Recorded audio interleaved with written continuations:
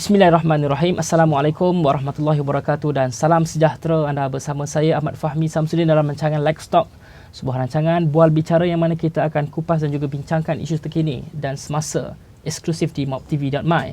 Sejak pertengahan bulan Disember 2014 yang lalu, ribut telah melanda beberapa negeri di Malaysia yang mengakibatkan banjir teruk yang pernah berlaku di negara kita, terutama sekali di kawasan Pantai Timur, Kelantan, Terengganu dan juga Pahang. Dan setakat ini, seramai 247,104 mangsa banjir telah dilaporkan, di mana 21 orang telah terkorban dan 10 lagi masih hilang. Dan pada hari ini, Let's Talk bersama dengan dua orang wakil anak muda yang terlibat dalam misi bantuan masa banjir ini, Yang Mulia Raja Nazrin Shah, Raja Daniel Aksan yang merupakan Ketua Koordinator Operasi Jingga 13 Malaysia, dan juga saudari Zalini Obliza. Beliau merupakan Ketua Jingga Wanis Jingga 13 Malaysia yang telah memberi pertolongan dan juga sumbangan kepada mangsa bencana banjir ini sekitar Pantai Timur sejak beberapa hari yang lalu. Selamat datang ke studio Mob TV. Keprihatinan saudara sendiri terlibat dalam orang kata apa, menolong mangsa-mangsa banjir ni. Inisiatif itu datang daripada sebab kita terlibat dengan NGO ke, ataupun rasa ini keperluan yang mendesak untuk kita bantu rakyat Malaysia yang terjejas dengan banjir ni? Bagi saya, selepas kita tengok dekat dalam berita semua dengan gambaran-gambaran yang telah dipaparkan kat TV kan. So saya tengok yang tempat ni antara yang terburuk yang terjadi dalam sejarah kita kan. So dengan itu saya dengan rakan-rakan dalam Jingga 13 membuat inisiatif untuk membantulah mangsa-mangsa banjir ni. Kalau Zalini melihat kepada soal ni, sejauh mana mungkin sumbangan setakat ini yang diterima oleh Jingga 13 dalam usaha untuk membantu mangsa banjir kali ni? Pada saya kami masih memerlukan lagi bantuan dan daripada rakyat-rakyat untuk terus, sebab kami tak nak putus dekat sini saja. Kami nak teruskan beri bantuan sampai mereka dapat apa yang mereka perlukan. Sebab setakat selepas ini pun kami akan terus ke sana juga untuk hantar bekalan-bekalan dekat sana. Apa yang mereka orang kata apa, perlukan setakat ni?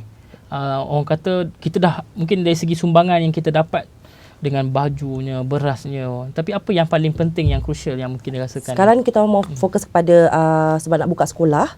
Jadi diorang memerlukan peralatan-peralatan sekolah seperti baju sekolah, beg sekolah dan kasut sekolah dan sebagainya untuk mulakan sesi persekolahan. Yang ini yang saya nampak lah yang kita perlu fokus sekarang. Kalau sekali dengan itulah barang-barang dapur. Even dapur tu itself kan, kuali. Because sekarang ni bila rumah tu dah tak ada, Totally lost. So dia nak basic punya ni lah, equipment untuk memulakan memasak. kehidupan lah. Maksudnya kalau kata kita fikir mungkin tempat tinggal mereka tak ada, tapi nak start untuk masak kan. Kalau beras sampai banyak pun tak ada tak tempat ada nak untuk masak. Jadi kalau kita tengok juga dari segi pertolongan yang Jingga 13 berikan setakat ni, adakah inisiatif itu datang secara sendiri ataupun mungkin ada pertolongan atau permintaan dari penduduk tempatan untuk membantu? Pada dasarnya memang kita ada menerima request daripada kawan-kawan, family yang berada dekat sana, dan kami ambil peluang ini untuk bantu mereka kat sana. Dan ada juga tempat-tempat yang diorang telefon masih tak terima bantuan.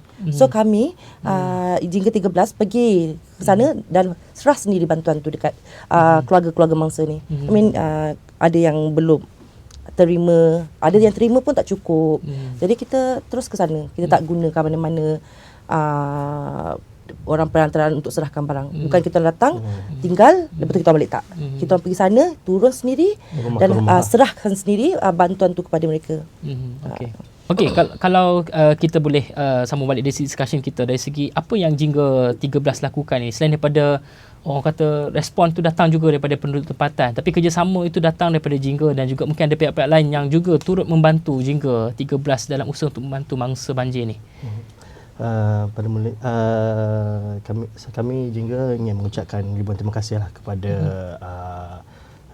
anak-anak Raja Negeri Selangor dan juga anak-anak Raja Negeri Pahang kerana bersama-sama untuk inilah untuk mengumpul barang-barang, untuk memberi barang-barang kepada mangsa-mangsa banjir lah. Sumbangan mereka tu mungkin adakah sebab mereka turut sama turun ataupun mereka hanya bantu untuk dapatkan barang-barang untuk diberikan kepada Turut sama. Turut sama. Untuk misi yang keberapa kali dah untuk Jingga setakat ni lakukan?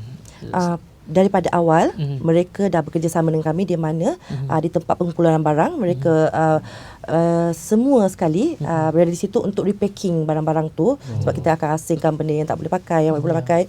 So daripada di situ lagi diorang dah mula bersengkang mata sebenarnya bersama-sama kami untuk make it happen dari misi berjaya.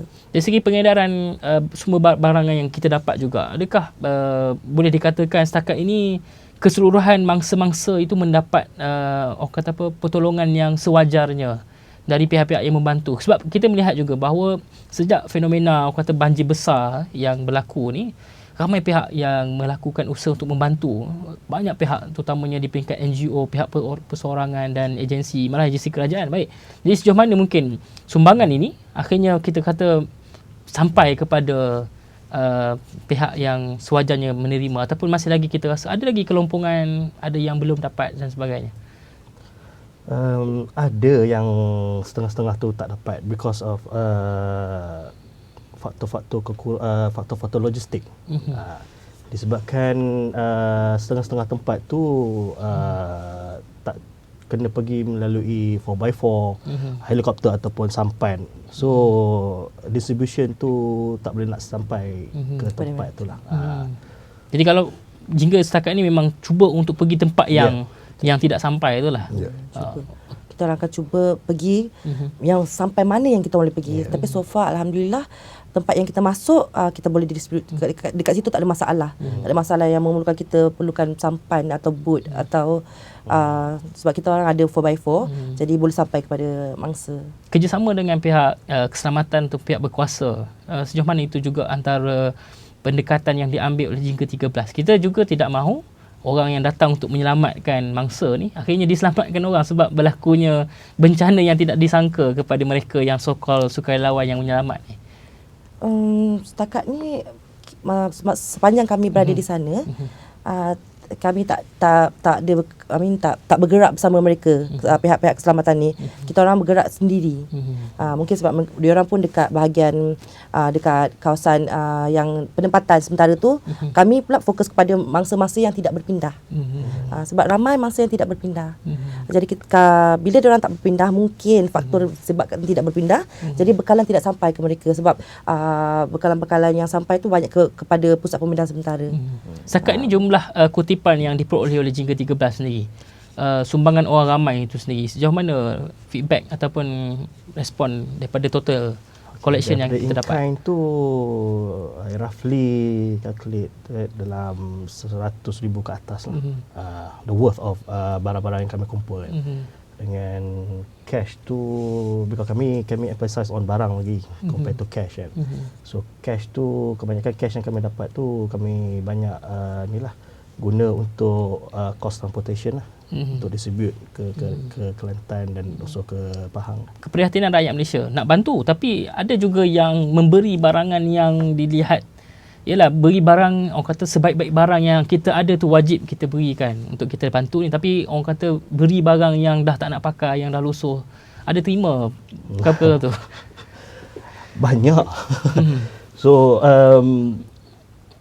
benda ni happen pada kawasan tempat pengumpulan di Shah Alam, di mana kami receive banyak seluar pakaian dalam yang terpakai. So benda ni tak patut lah. Dia nasihat kepada orang yang nak menyumbang. Dia jadi macam tempat dumping ground pula benda ni kan. Instead of you tolong orang, so you bebankan orang pula kan. Benda tu tak sepatutnya terjadi lah. In fact benda ni pun dah lama dah happen. Bila selalu kalau ada benda-benda yang memerlukan donation macam ni, selalu kami jumpa benda-benda ni kan. Dan masih lagi pada tahun 2014 ni masih lagi ada setengah orang yang masih so, bukan barulah untuk tujuan untuk kita mendapatkan barangan untuk diserahkan kepada mereka yang memerlukan ni. Satu isu yang lain juga, bila kita dapat barang, orang dah bagi barang tu tapi orang kata kita dah repacking tu kita letak kita punya logo, letakkan kita punya nama sebagainya, komen kepada persoalan sebab jadi isu kan. Jadi barang tak sampai sebab apa? Sebab orang kata apa nak tukar sebagainya. Mungkin ada respon. Abang. Bagi saya macam ni. Sekarang kita berhadapan dengan malapetaka dan bala bencana yang bagi saya amat buruk sekali yang terjadi dalam sejarah Malaysia kita ni. So saya berharap kita dapat mengenepikan soal-soal politik dan juga itulah to promote menggunakan opportunist kan untuk kesusahan orang kan, untuk promote diri derang semua kan. Because sekarang ni kita dealing dengan nyawa dan juga hal-hal kemanusiaan. So tak patutlah benda tu terjadi. Tapi kalau kata inisiatif Jingga 13 tu, adakah orang melihat itu sebagai usaha politik ataupun bagaimana dalam soal ni? Sebab Jingga 13 orang associate dengan gerakan politik. Sejauh mana itu juga antara, yelah mungkin orang yang simpati, dia tak mengira apa yang disebutkan tadi, tapi sejauh mana sentimen politik itu juga terkait dengan apa yang Jingga 13 buat? Ya, kami sebab misi ni totally misi kemanusiaan. Kami diarahkan untuk form team untuk bantu mereka kat sana. Jadi kalau yang berkaitan dengan printing logo politik ke tak ke itu memang betul kami tak setuju. Sebab benda tu memerlukan masa. Jadi kalau kata mereka urgent nak perlukan bantuan, so benda tu tak sampai pada mereka. I mean dia kena ambil masa 2-3 hari untuk bantuan tu sampai. So kesian dekat mangsa-mangsa tu sendiri. Timbul isu salah guna pemberian ini. Maksudnya kalau orang kata contoh sebagai beras sebagai contoh, bila orang kata tak letakkan logo, tak letakkan dari siapa penyumbang tu, maka salah guna tu bahkan berlaku, orang jual ke tempat yang lain sebagainya. Adakah itu juga potensi yang menyebabkan orang tanpa logo dan sebagainya ni? Ada kemungkinan benda tu. Tapi as for now macam disebab Jingga 13 ni mengambil inisiatif untuk hantar barang-barang tu direct kepada penerima. Mangsa penerima tu. Tu sebab kami masuk dalam hutan semua, masuk ke kaki-kaki bukit semua, menggunakan 4-wheel semua just untuk hantar sebungkus kepada orang sepatutnya menerima ni. Baik, kalau kita bincang juga isu yang sama juga tapi perspektif yang lain. Sebaran maklumat yang orang di Kuala Lumpur dapat, orang di Selangor dapat, orang yang tidak berada di tempat bencana tu sendiri, tapi sebaran tu kita dapat melalui media sosial, Facebook, WhatsApp dan sebagainya. Jadi sejauh mana mungkin anda sebagai aktivis yang berada di lapangan berkongsi kepada mereka yang tidak berada di tempat di lapangan itu sendiri maklumat sebenar, ataupun kita sekarang ni menunggu laporan orang lain untuk kita share dan sebagainya, komen kepada soal sebaran maklumat palsu dalam media sosial ni? Bagi saya sebaran ni memang menyusahkan sebenarnya. Sebab bila saya faham rakyat Malaysia yang berada di luar Kelantan, Terengganu dan Pahang sendiri nak tahu perkembangan di dalam negeri, tiga negeri ni, tapi yang tak bagusnya bila diorang dapat sebaran maklumat palsu tu dan diorang mula sebar. Bila sebar ada banyak benda yang negatif daripada positif.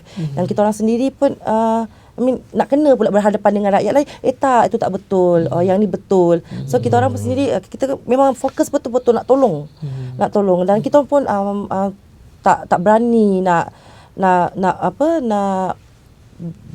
distribute beritahu yang tidak sah tu. Memang totally tak tahu. Sebab kalau nak kata bangunan runtuh tak nampak. Rumah bangunan yang macam sekolah ke tu memang tak ada. Ada banyak lagi yang berita-berita yang saya tengok, saya sendiri pergi dan tak ada pun berlaku. Selalunya apa yang kami buat, jika ada satu maklumat yang kami perolehi, maknanya daripada orang daripada Kelantan, daripada Tanda Merah ke, call kami untuk hantar makanan semua. So kami akan buat checking dulu sama dekat situ apa yang betul-betul terjadi kat situ. Kami akan tanya 2-3 orang. Kalau sahih benda tu, then kami akan pergi ke sana semua. Untuk Jingga 13 tu sendiri untuk menyebarkan benda-benda ni memang tak ada lah. Misi yang ada sekarang ni, selain daripada kita buat serahan, orang kata apa, serah-serah ni mungkin saya kata tadi mungkin ramai yang buat. Tapi orang kata apa, misi yang seterusnya untuk meneruskan kehidupan baru tadi. Okey. Bila memikirkan rumah yang sudah tiada ataupun peralatan yang ada pun disaluti dengan selut dan sebagainya, usaha pembersihan tu mau tidak mau perlu dilakukan juga. Jadi sejauh mana mungkin inisiatif Jingga 13 juga untuk menggembeling tenaga anak muda dan sebagainya untuk turut sama-sama membantu dalam misi pembersihan skala yang lebih besar. Okey, yang tu kami dalam peringkat perbincangan Ya. untuk merangkakan jalan kerja nanti di Kelantan dan juga di kawasan-kawasan yang terlibat dengan banjir lah. So kami memerlukan seramai yang boleh lah sukarelawan dan juga peralatan-peralatan seperti generator, jet pump, water jet untuk mencuci, dan juga kalau boleh siapa-siapa yang nak menderma paku ke zinc, kayu ke, so untuk rebuild balik dengan punya rumah tu semua. Kalau dari segi aspek psikologi pula, tadi mungkin ambil angle dari segi kita nak bina bersih dan sebagainya, tapi aspek psikologi tadi Tadi ni ada sebut berkaitan dengan bantuan persekolahan. Ya, betul. Kalau kata sebagai contohlah, anak-anak yang orang kata apa, pelajar ataupun budak-budak sekarang ni seronok bila banjir ni. Kalau kita dulu pun bila air naik kan kita main air.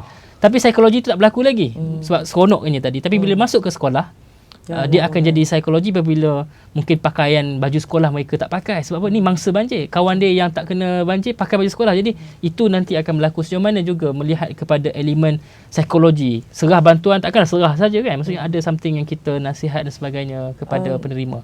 Setakat ni Jingga 13 tak ada lagi tim yang ke arah itu. Kami more fokus kepada bantuan. Daripada macam sekarang isu nak buka sekolah, kami cari dana ataupun bantuan daripada orang ramai, kumpulkan bantuan-bantuan untuk persediaan buka sekolah dan hantar kepada mereka.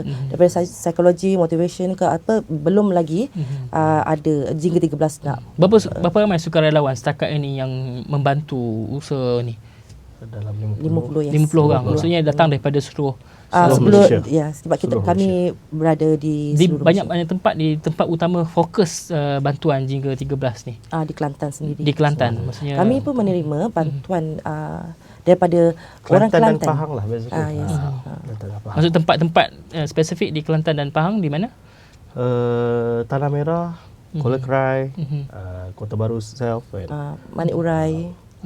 Tempat-tempat yang teruk. Benda-benda ni doesn't solve within a month. Betul. I think more than a month kita ni kan. So itulah kami memerlukan lagi ramai lagi sukarelawan untuk membantu lah.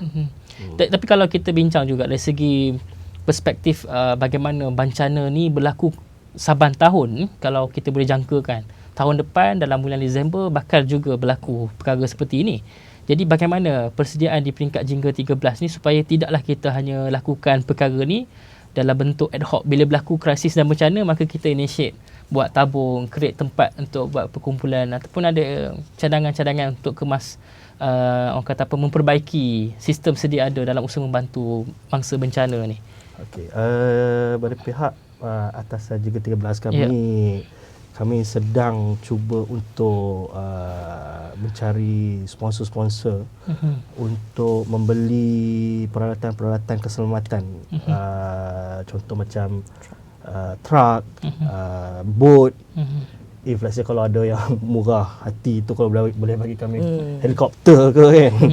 At least dia dapat memudahkan lagi lah kerja-kerja kemanusiaan yang kami buat ni lah. Sekarang kalau kita nampak, walaupun Jingga menyebutkan bahawa penglibatan dengan pihak-pihak lain itu tidak berlaku, mungkin Jingga secara personally direct, tetapi kita tidak boleh menafikan juga peranan-peranan yang dimainkan oleh agensi-agensi dalam membantu perkara yang sama. Jadi kita tidak mahu dilihat sebagai bersendirian dalam hal ini, sedangkan ini orang kata apa, misi yang besar, misi kemanusiaan. Itu tidak mengenal erti warna kulit, faham politik dan sebagainya. Jadi bagaimana nak memperbaiki isu ini supaya kita lihat bersama dalam usaha membantu ni?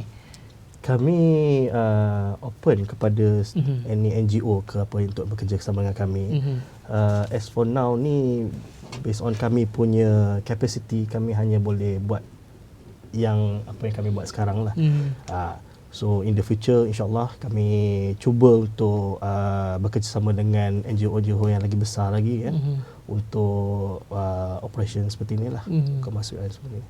Kalau dari segi jangkaan, sebab ramalan kaji cuaca dan sebagainya menyebutkan juga tidak mustahil akan ada lagi gelombang yang seterusnya. Kita pun tak pasti ini gelombang yang keberapa, orang kata gelombang ketiga, keempat, ni dah masuk 5 lah, ataupun tunggu nanti. Jadi bagaimana melihat kepada persediaan itu sendiri, supaya kita tidak fokus kepada ini saja, tapi kita menjangkakan juga apa yang berlaku akan datang. Kami pun dalam keadaan mood standby. Mood standby. So bila jadi je lagi, kita orang dah tahu apa kita nak buat. Apa plan kita orang, apa yang kita perlu dapatkan, apa yang tim berapa ramai yang kita perlu hantar, sebab tak semestinya hari ni gelombang terjadi, hari ni kita akan sampai ke sana. Sebab keadaan ikutkan kami pun banyak juga tunda perjalanan, sebab bila nak pergi jalan itu tutup. Jalan itu tutup. Jadi kami tak berani nak take risiko pada sukarelawan, nak hantar diorang ke sana, nanti diorang sendiri pula tak boleh nak balik. Jadi kami memang tunggu dan kita akan buat bincang dan standby kalau ada lagi berlakunya gelombang tu, dan kami dah tahu dah nak buat apa, nak pergi ke mana, jalan yang mana, arah yang mana. Mungkin kalau Raja melihat sendiri kepada apa tindakan yang dilakukan oleh pihak kerajaan terutamanya dalam menangani permasalahan dan juga isu selepas pasca banjir ini sendiri, adakah anda berpuas hati dengan apa yang ada sekarang? So far bagi saya sendiri, personally saya tak berapa puas hati sangat. Bukan apa, cuma setengah tindakan tu tak berapa cepat. Tu sebab jika 13 pun sendiri memang selalunya kami mengambil proaktif lah untuk pergi sendiri, untuk direct ke tempat kejadian tu sendirilah. Maksud dari segi penambahbaikan tu apa yang cadangan yang boleh dilakukan? Bagi saya, because kat Kelantan, kita cerita kepada Kelantan, Kelantan ni kalau nak ikutkan tak tahun banjir. So sepatutnya kita dah ada cara untuk solvekan the problem tu. Solvekan daripada mengelakkan daripada banjir, dan juga solvekan daripada segi perancangan, if let's say kalau ada banjir, so macam mana nak settlekan that problem. Timbul masalah tak kalau kita kata oleh kerana Kelantan tu sendiri sebab di bawah PAS atau Pakatan Rakyat, jadi masalah federal dan juga negeri dalam hal ni tidak diselesaikan, jadi berlarutan sampai hari ni. Itulah mula-mula itu yang saya minta. Kalau boleh benda ni membabitkan kemanusiaan, nyawa orang semua. So saya minta lah sama ada kerajaan pusat ke apa ke, kalau boleh put aside ketepikan politik, soal politik, and then focus more on the mangsa banjir itu sendiri. Ada tambahan? Dah yang sama juga dapat saya dengan Raja. Kalau bencana ni datang, kita tak minta. Jadi kalau boleh ketepikan soal politik tu, yang sebaik-baiknya lah. Satu sisi politik, satu sisi yang menariknya oleh kerana berada di kita, bersama dengan kita sendiri, yang Mulia Raja sendiri terlibat dalam usaha seperti ini. Kalau kita lihat juga dari segi sumbangan yang diberikan oleh so-called kerabat diraja dalam usaha untuk membantu rakyat yang memerlukan. Kita nampak kisah Sultan Kelantan itu sendiri yang turun tanpa disedari oleh ramai orang. Sultan Raja Nazrin di Perak sendiri, malah kerabat Sultan Pahang itu sendiri turun sama-sama memasak. Jadi bagaimana melihat trend raja bersama dengan rakyat ni? Adakah ini baru sebab ada satu wave baru dalam pelibatan waris dan kerabat negeri-negeri, raja-raja di negeri di Malaysia ni sebenarnya dah ada dah. Cuma ada sesetengah pihak tidak tidak cover benda tu, because kebanyakan kami buat benda tu sendiri sebagai personal punya ni. Maknanya so kami tak ada satu-satu, setengah-setengah tu adalah persatuan anak-anak raja yang membuat tu. Kebanyakan kami membuat charity ni sendiri, so kami tak ada gembar-gemburkan lah kan. Cuma kat sini ni because kami nak turut serta lah untuk membantu rakyat ni, untuk membuat membantu masa-masa banjir ni lah. Mungkin sebagai kita kata promosi dan juga langkah untuk kita memberi penerangan kepada penonton MAP TV, terutama apa yang dilakukan oleh Jing ke-13 sebagai pengakhiran daripada sendiri-sendiri. Mungkin ada promosi ataupun ada something yang mungkin kongsikan. Okey, kami masih lagi menerima bantuan dari segi RM1 ataupun dalam bentuk makanan. Dan pada siapa yang ingin menerima boleh dermakan terus back in ke akaun Jing ke-13 yang tertera di skrin. Okay, kalau tempat Raja, di mana tempat yang For now kami fokus di Dewan MBSA Seksyen 24 di Shah Alam. So semua barang-barang boleh dihantar ke sana lah. Kami buka 24 jam lah di situ. Siapa yang bermurah hati yang nak bagi sumbangan ke apa, bolehlah terus ke Dewan MBSA. Mungkin sebagai kalau ada kata-kata akhir kesimpulan daripada perbincangan kita ni. Saya amat menyerulah kepada seluruh rakyat Malaysia untuk bersama-sama membantu masa-masa banjir ni tanpa mengira darjat ke kerabat ke ataupun pangkat. So kita put aside benda tu, so kita turun sama-sama untuk membantu rakyat yang masa-masa banjir ni. Baik, terima kasih kita ucapkan kepada Yang Mulia Raja Nazrin Shah, Raja Daniel Aksan dan juga Ketua Sadari Salini Obriza. Mereka merupakan aktivis dalam Jing ke-13 dan ini antara usaha yang dilakukan oleh mereka yang prihatin terhadap apa yang berlaku kepada rakyat kita yang memerlukan, khususnya di Kelantan, Pahang dan juga di Terengganu yang terlibat dengan banjir. Dan apakah usaha di peringkat kita pula? Adakah kita concern dengan apa yang berlaku? Mungkin ada usaha tertentu yang kita boleh berikan, apa yang telah disebutkan oleh mereka tadi. Mungkin ada usaha yang kita boleh lakukan untuk memberikan sesuatu. Setidak-tidaknya kita berdoa kepada mereka agar mereka diberikan kemudahan untuk menempuhi segala dugaan yang berlaku pada mereka. Sekian sahaja daripada saya, Ahmad Fahmi. Nantikan episod yang seterusnya dalam Next Talk. Assalamualaikum dan jumpa lagi.